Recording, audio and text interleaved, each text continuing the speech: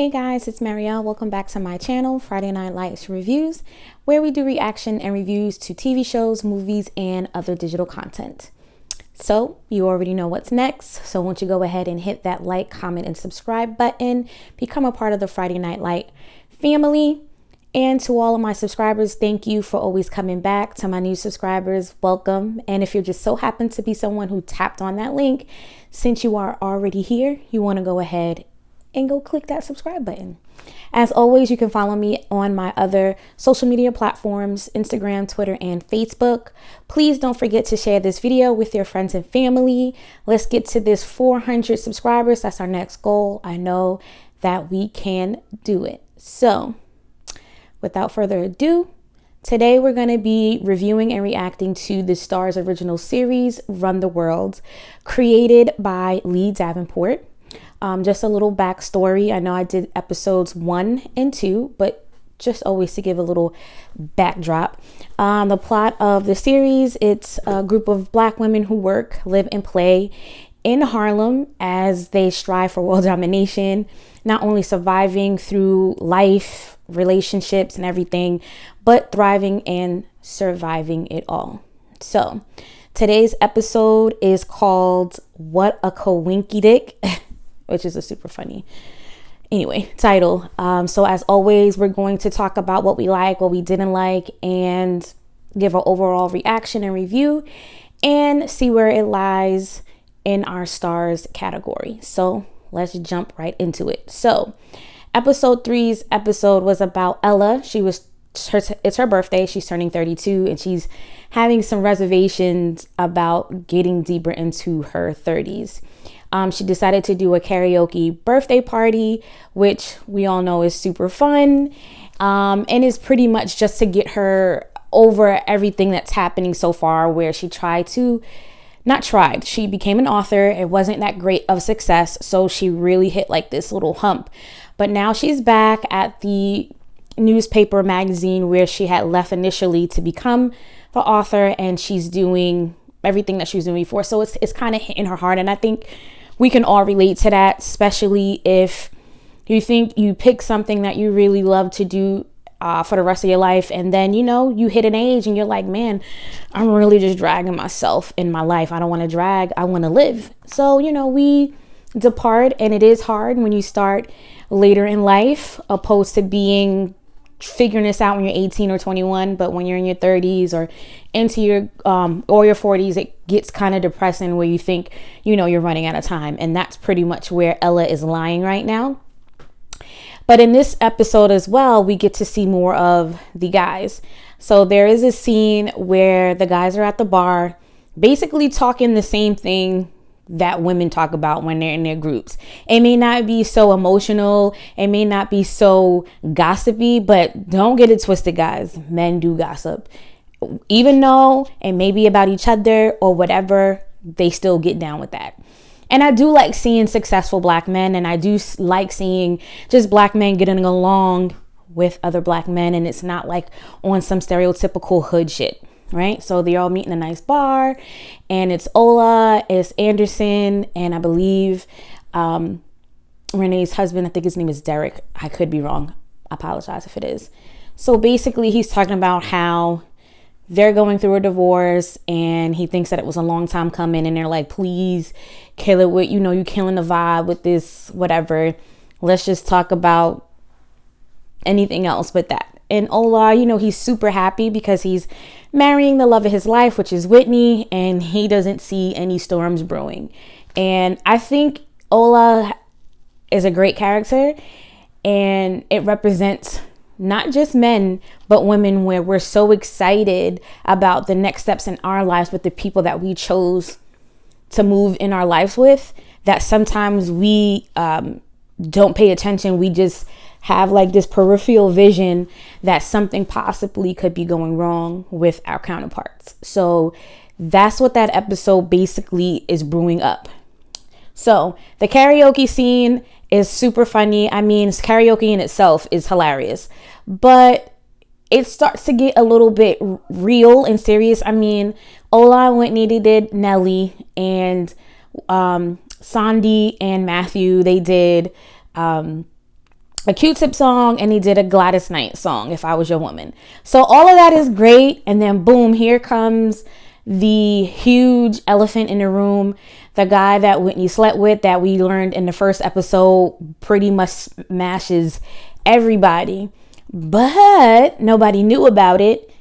Whitney tells Ella, she's just completely baffled. She's like, look, don't talk to me about it right now. It's my birthday. We could talk about it later. Now, all of a sudden, you see Shorty looking at Whitney like, yo, I'm really trying to talk to her. But again, when I go back to Ola being so stuck in Cloud 9, he's not even feeling the vibe on how he is even staring at Whitney. And Whitney, her conviction is setting in. And let's talk about this in the comments. Do you think her conviction is hitting because she cheated on Ola and she doesn't want to hurt him? Or is her conviction hitting in because she's like, shit, I'm going to get caught, so I need to figure out my way out of it? You tell me what you think. I think it's a mix between the both, but the whole, oh shit, I'm about to get caught, that one is I'm leaning more towards that initially. Then all of a sudden we see Anderson come in. And everybody's upset. We got Renee calling him Satan and Sandy like, yo, what the F you doing here, whatever. Just in time, which is a great segment and a great segue for him to come in to the karaoke bar where Ella is singing You Ought to Know by Alanis Morissette. Basically the same things that she felt about Anderson when he left and how he left her. But it's all negative is the wrong thing. I don't want to say negative. I also don't want to say toxic either, because we can't always control how we feel about somebody. Even if they hurt us, we have, we just have to get to that point where we can let it go, where we're like, okay, I'm completely over it. I'm past him. I need to move on, or I'm past her. I need to move on. So I don't want to say that she's screwing herself over, because the heart is the heart. And the brain is the brain. And most of the time, our heart never catches up to our brain as fast as it should. Right?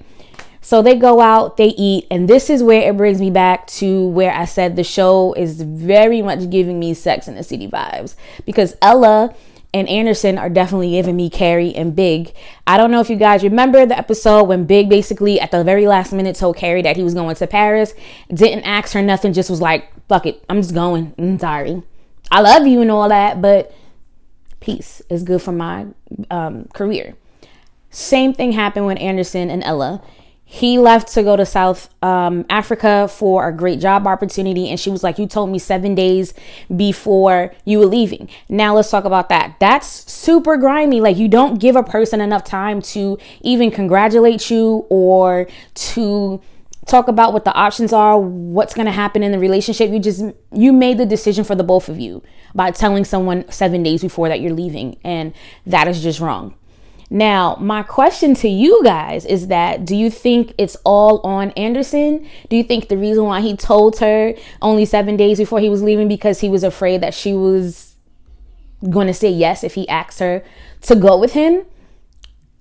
Or do you think what he said was true? You were really depressed and I didn't want to hit you with the news. But I think he didn't give her enough credit. You know what I mean? Like, don't get me wrong. When we fail at something we strive for our whole life, it is a big punch in the face, a kick to the gut. But you're basically telling Ella that you didn't believe that she loved you enough to be happy in spite of her not failure, but her not greatest success that she thought it was going to be. You basically made that decision for her that she's not going to be happy for me. So let me just wait and bust it out on her on 7 days before I got to go. Now, that right there, the relationship definitely needed to be talked about. Communication is very much lacking.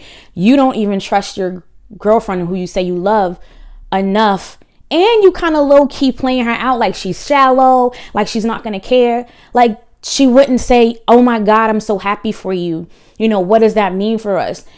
Since this is not going the way I thought, maybe I could go back to the drawing board. Maybe I could go with you to South Africa. This would be a good trial run for us. Or I'm glad, let me just do my thing here. You're only going to be there for so amount of months or whatever. We can get through this. But then he stayed 2 extra years But then he said she didn't pick up the phone. But how I'm seeing it is that she's more, what's the word I'm looking for? She's more, not right, but she's got more ammo to say that he was wrong versus she was wrong.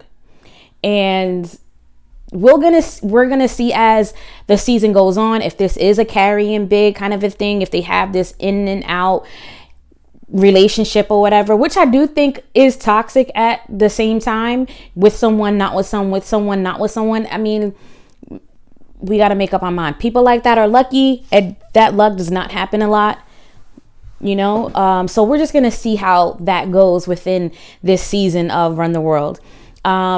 Now to Sandy and Matthew, like we said in the first episode, that he is her advisor. She's going to get her PhD. He wants to make their relationship known, and she's very scared about what people are going to think and how she got to where she is. Now, don't get me wrong, that's all facts at the end of the day. And it's sad that once people get wind that a woman is with a guy who is her superior or someone who's over her, the first thing that goes to anybody's mind, oh, she screwed her way to the top. And that's not a black thing, that's a woman thing. And I think it's wrong. But he also is right too, where he was like, yo, I may not get tenure, I may get fired, who knows? So we're both putting ourselves at risk. Now, don't get me wrong, I do get what she's saying, because if it gets spread, people are going to think, oh, she was probably not, you know, smashing Matthew. So maybe if I give her that innuendo that she can smash me too to get to the top, people will stop seeing her worth and stop seeing her intelligence. Whereas Matthew, he probably get looked down a little bit, but that's not what people would think. So overall, episode 3 was really good. I think it touched on a pretty decent amount of topics. This episode, I would definitely give it a 4.5 out of 5, only because the episode is so short and I wish it was longer, but you know, beggars can't be choosers. I think Lee Davenport definitely has a gem on her hands, and it's amazing. I recently did find out this is kind of like what she went through when she was growing up, doing her thing in Harlem. So it's very well written. If you guys have not watched the season or the show yet, I definitely recommend you guys go out and watch it. It's a great watch, especially looking at successful black women, even successful black men. It's an amazing show, and it's a great space for us to be like, hey, we, you know, brown little girls will be like, oh, I'm Whitney, oh, I'm Ella, like other girls did, you know, whatever, but we're not gonna go there. But anyway, we are at the end of the video. Thank you guys for watching. Don't forget to hit that subscribe button and that notification bell so you'll know the next time I will upload some more content. And as always, guys, be safe and be courageous.